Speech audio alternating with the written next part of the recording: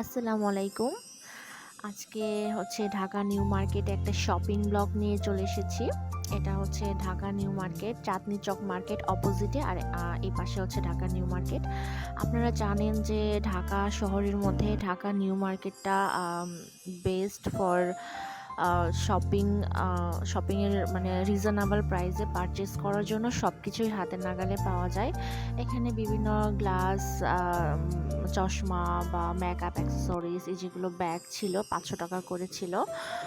একটু বার্গেনিং করে 400 450 দিয়েও নেওয়া যায়। দেন এখানে ছিল হচ্ছে হেয়ার ব্যান্ড অ্যাক্সেসরিজ, বিভিন্ন হিজাব, ব্রুস, সেফটি পিন, এসব ছিল।